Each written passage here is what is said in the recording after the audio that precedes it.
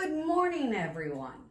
So I just wanted to pop in after our wonderful shakedown hike that I learned a lot on. One of the things that I did learn was that I'm a wimp and I don't want to do sub-freezing temperatures. It doesn't make my body say, woohoo, yay, let's do it. But what I did learn was another thing that I learned that was good was all these lovely foot stretches and getting your feet stretching in all the different angles. I can tell you for a fact, being a Floridian, there is nothing we can do here in Florida to prepare our feet and our calves and our knees for what we will go through up there on the mountains. I would say this goes for any flat state people that are coming from flat states, because you can walk stairs. I'm a double stair stepper all the time, and I chose living on the highest floor in the apartments that we live in just so I could be double stepping. And I give my clients hell unless they have an injury if they take the elevator. Elevators are for injuries, old people and new moms, or if you're carrying way too much stuff. But the stairs are what you need to be doing. That is the closest thing. And it is so far off of what we need for up in the mountains.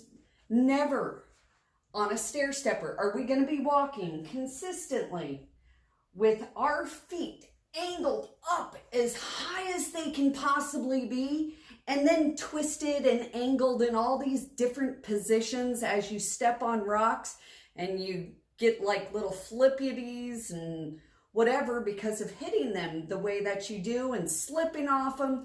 There's nothing in Florida or any flat state that can prepare you for actual mountains.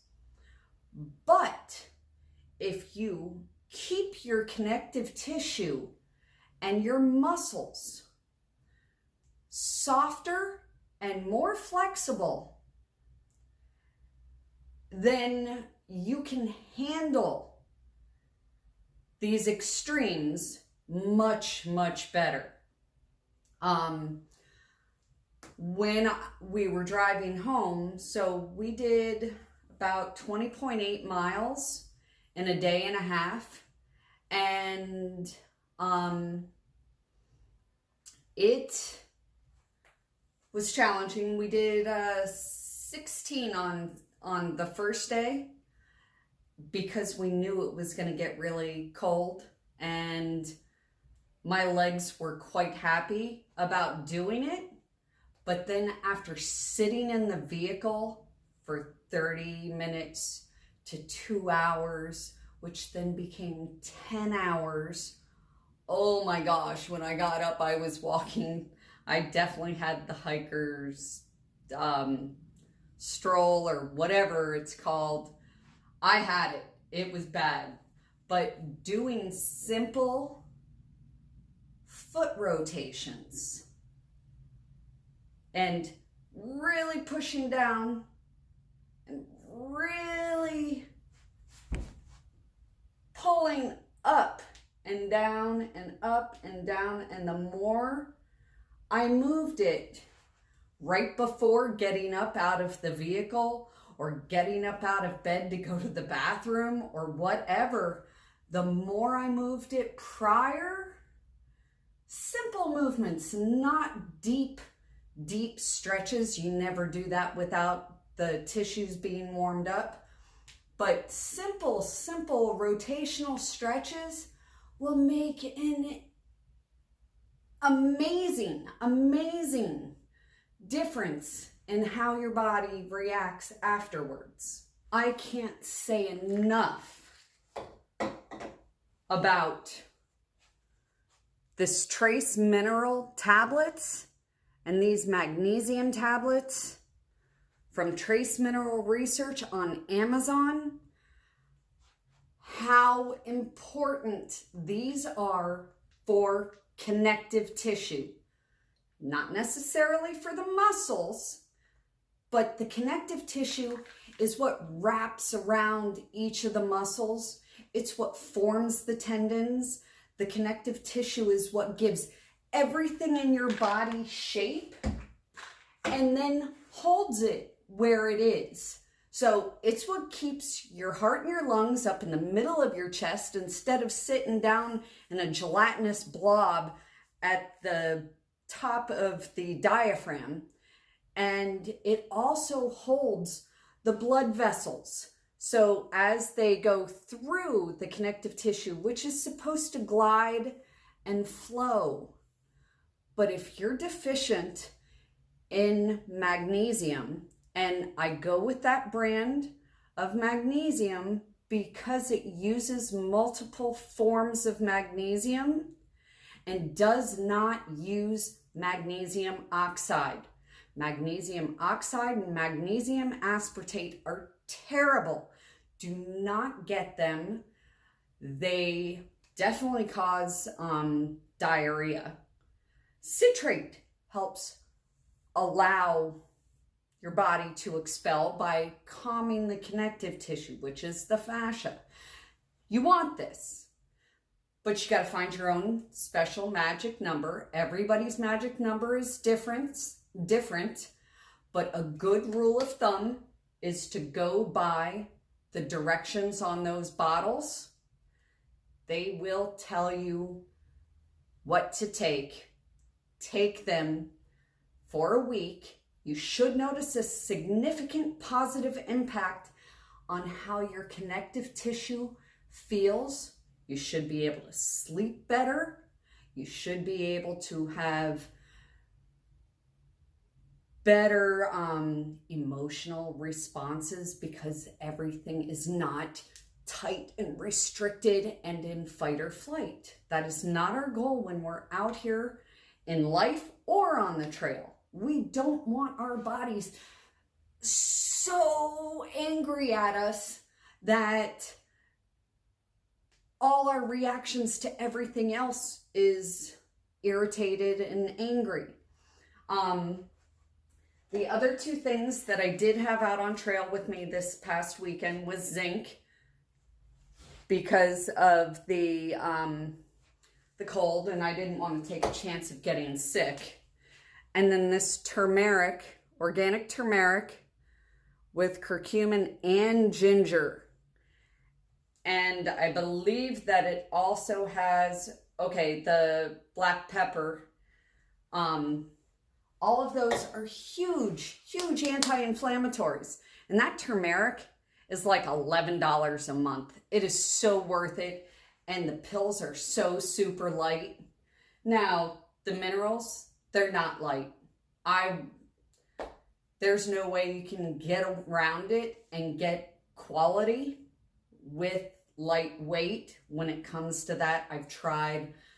I have been testing out different mineral supplements for the past 5 years when I started doing long distance biking and realized that my body was deficient in some type of a mineral. And those are the best I have come up with. And I don't know, I've probably gone through about 60 different types of minerals and different supplements. And one thing to make sure of, if you buy a supplement, you see that GMP, you want that certification. If you choose to go with anything other than what I'm suggesting, make sure at least it has a GMP certification or a Consumer Labs, which is a CL, or EWG, which is Environmental Working Group. These are all independent certifying companies that tell you that everything that this says is in it is really in it, and no extras. So another thing I found while hiking up and always having to look down and always having your feet pointed up means your body is in this kind of a position, because you're always hiking like this and you're always looking down so that you don't bust your face. That's my number one thing. I don't want to bust my face or fall on my tailbone and break that sucker again. I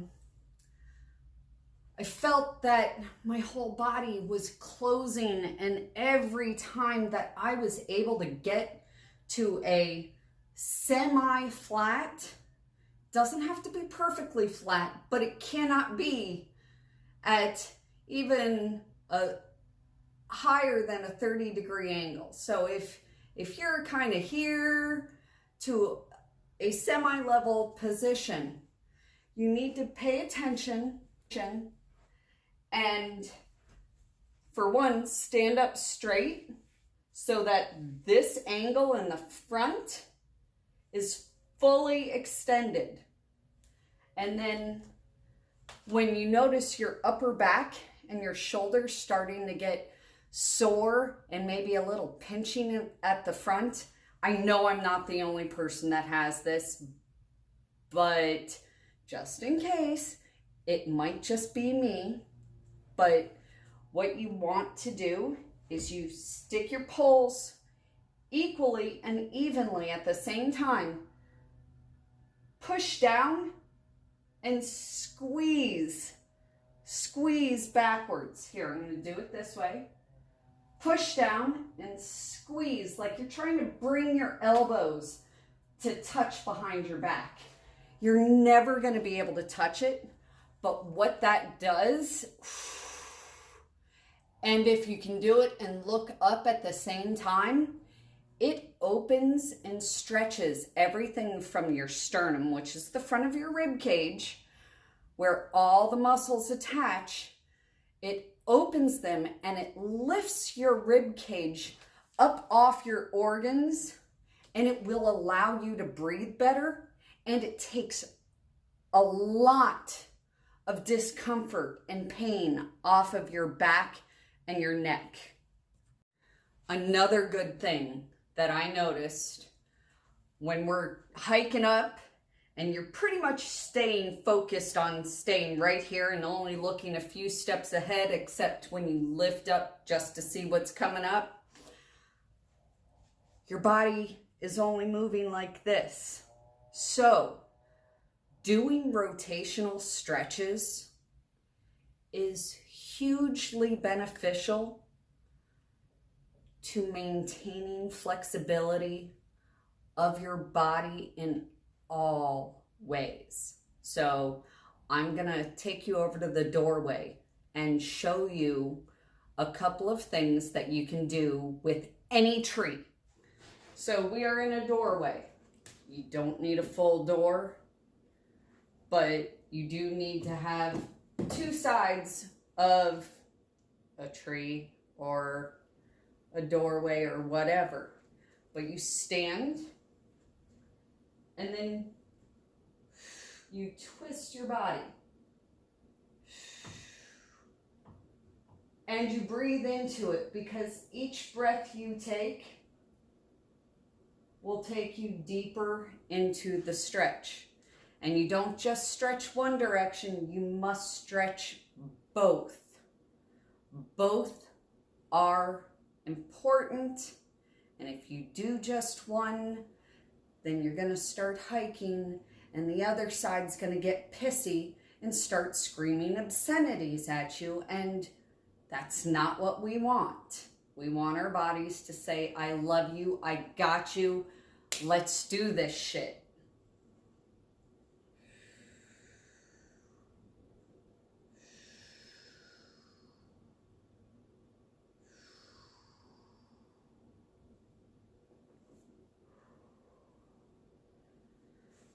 And then, if you were to do some of this, now I am just sticking my thumb in above my hip bones. This is when you put your pack down. This has nothing to do with why you have your pack on. It's impossible to get these angles on your body. Put your thumbs along your hip bones and try and poke in and like wrap around and grab your hip bone. You can't do it. Some of us can, but this, as you dig in on one side, you allow your body, you will relax it so that the thumb can go in deeper.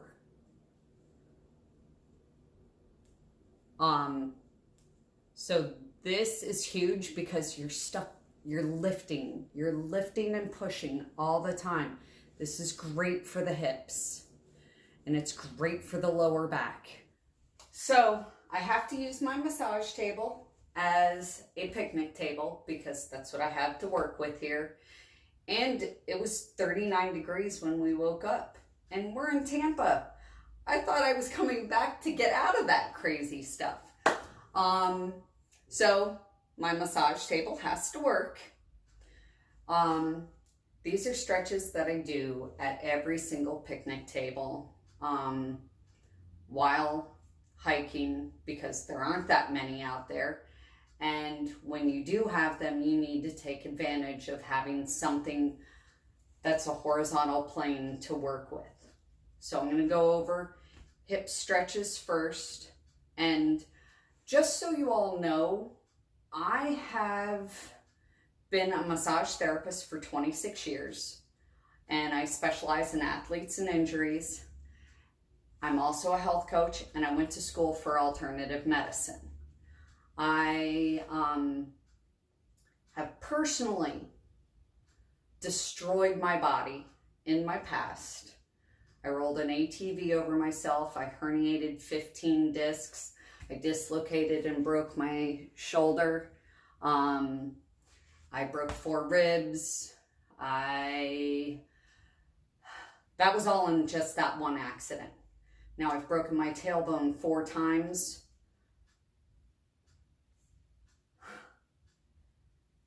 And one of them, I did it myself, and from breaking down the scar tissue, which ended up helping me, so it's a win. But because of these old injuries and having torn more than 55 tendons and ligaments in my lifetime, actually in the past 10 years, has helped guide me and help me search and seek out the best ways of healing. And there's no one way, and there's no doing parts of it. It's all or nothing when you're trying to heal something. So these physical things that I'm giving are basically maintenance and preventative. So at every single picnic table you can come to, pick your foot up and have both feet in the same plane. So both like this. My top foot is there. Then just start by resting your leg out and pushing down on your knee just a little bit. If you feel a little stretch or almost no stretch because you're pretty flexible, then you go to placing both your hands down here. If that's still no good, then you kick your bottom leg back.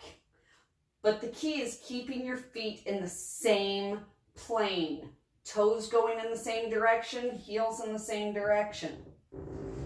Now, when you get like this, and you got both hands out, and you kicked your bottom leg back as far as you can comfortably, make sure that your knee stays open. The goal is not that pigeon pose. I want your knee open because the knee being open opens up the hip more. The pigeon pose is great to do as well, but this is more effective. It definitely tweaks it. So you get to here, and you come down as far as you can. Now, every time you do it, you should get a little further, and you don't want to spend too much time in that position because then your leg feels a little wobbly, and if you're only stopping for a few minutes, you're not going to be holding it for very long anyways. So then you get your other foot up and bring it back. Oh, wow. And my left side is my tight side. So,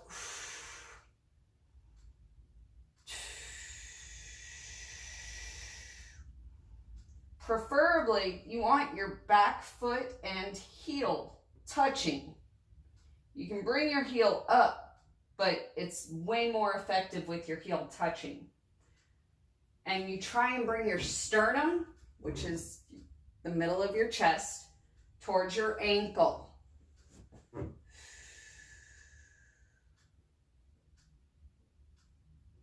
And you breathe into it. Now, another stretch, which I love this one, is bending over backwards on the picnic table. So you get so that you have your upper back right on the edge, and then you extend back. Most likely it's gonna land in between your shoulder blades, so you're not gonna get a full opening. And then pull yourself, and oh, my back just popped. What this does is it really tractions out this area from the bottom of your rib cage down to the bottom of your pelvis. When you use your elbows to slightly try and push your body up, but your calves and your legs are holding you on. And then extend. Ooh, my neck just popped. Yes. And then one last one. And you go just a little bit further. Of course, you never want to feel like you're gonna fall off or tip the table.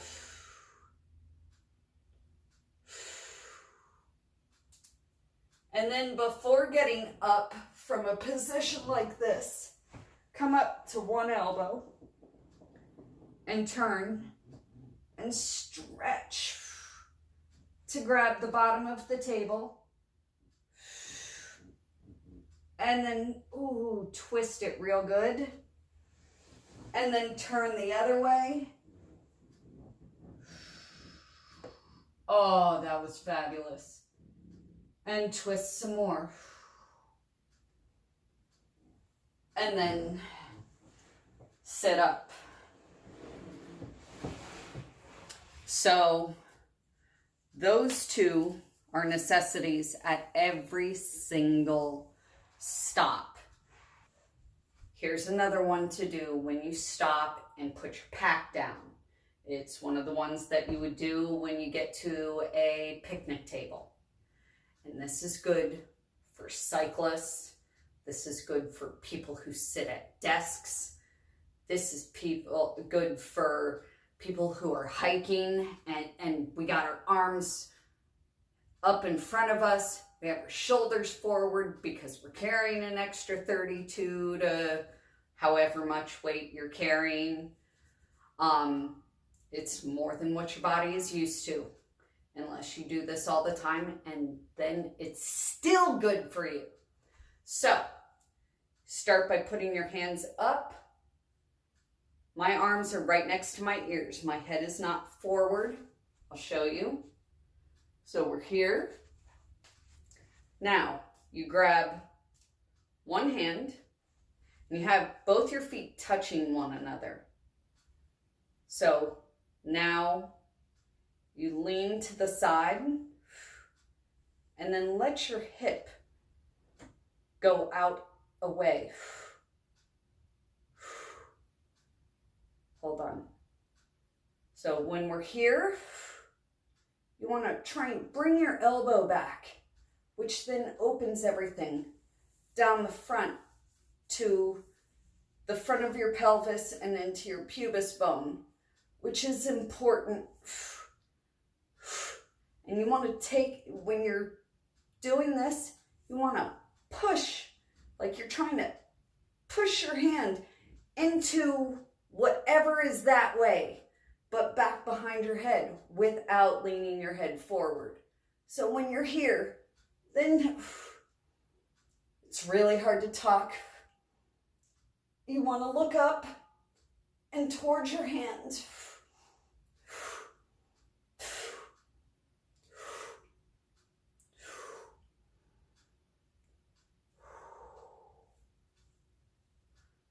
And then bring your arms down.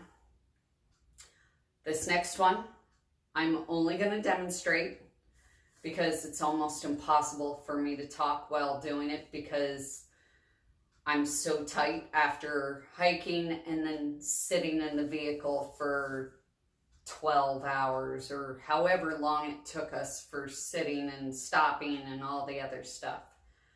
So this is to stretch my right arm and down the right side of my torso.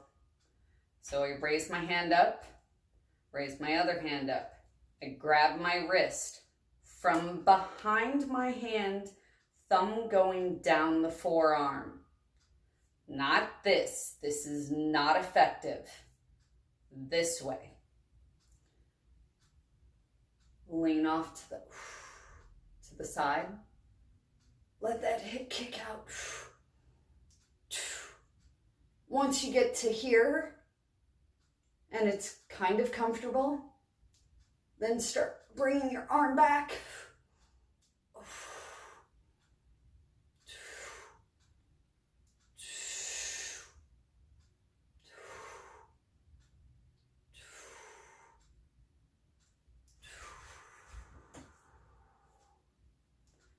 I highly recommend, if your balance is not amazing, to do it where you're resting against the picnic table. It will help your balance. And if you're not concerned about falling, you'll be able to get into a deeper stretch. That's it for today. I hope you enjoyed what I showed you. And please, if you have any questions or specific issues that you have that I haven't addressed, I would love to go over different things and stretches to help you and improve your chances of finishing your through hike and having your body say, I love you. It's all about body love, because if we don't give our bodies the love, they're not going to do what we ask. So please like and subscribe, and there will be lots of health advice as well as our fun experiences and maybe some not so fun experiences where I have the most horrible look on my face, because it's gonna happen, and you got to be willing to fight through the suck to achieve all the amazing things that we're going to be able to see that most people never get to see. So thank you. Like I said, like and subscribe if you like what you're seeing. And if you have any questions, please drop them in the comments box, and I would be more than happy to answer and address whatever concerns you have.